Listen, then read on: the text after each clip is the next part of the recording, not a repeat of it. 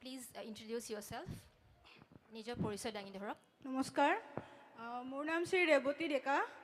মোৰ ঘৰ সৰ্থেবাৰী। এতিয়া মই কাহিলীপাৰাত থাকোঁ। এতিয়া ল কৰি আছোঁ, কিন্তু মোৰ বয়স নাই একচুৱেলি। 35 ইয়াৰ্ছ। বাচ্চা এটা আছে সৰু 5 বছৰ।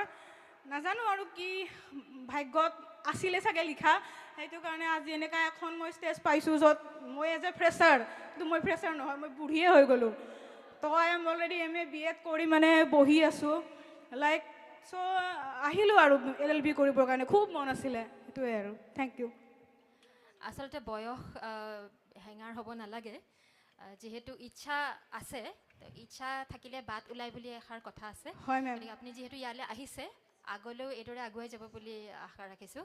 আৰু আপুনি আপোনাৰ অভিজ্ঞতাৰ পৰা কৈছে যে কষ্ট হৈছে, গতিকে ভাগ্যক ধিওৱাটো কিমান দূৰ?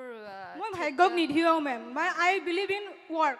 মই হাৰ্ড ৱৰ্ক কৰিম বাছ, মানে যি বিচাৰোঁ হয়তো কম পাম, বহুত জানিব মন বহুত, কিন্তু মানে ধুনীয়াকৈ ইংলিছ ক'ব মন যায়, নোৱাৰোঁ।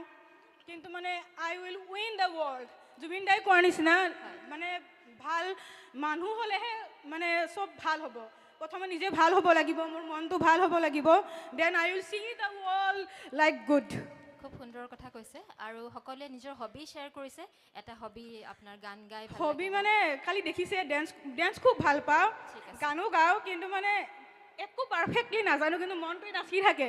এই মুহূৰ্তত কি গান মনলৈ আহিছে? দুআষাৰ, যিকোনো গান গাব পাৰি।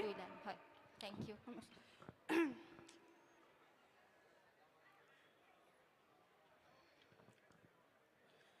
তুমি চোৱা যেতিয়া দুচকু তুলি, মোৰ আকাশ ভাঙি নামে বিজুলি, ৰ'দে হাঁহে ফুল ফুলে কথা ক'লে, তুমি চুলেই যে বসন্ত, ধুমুহাও যে অশান্ত, যদিও মাজতে প্ৰশান্ত, সৃষ্টি অপূৰ্ব নন্দ।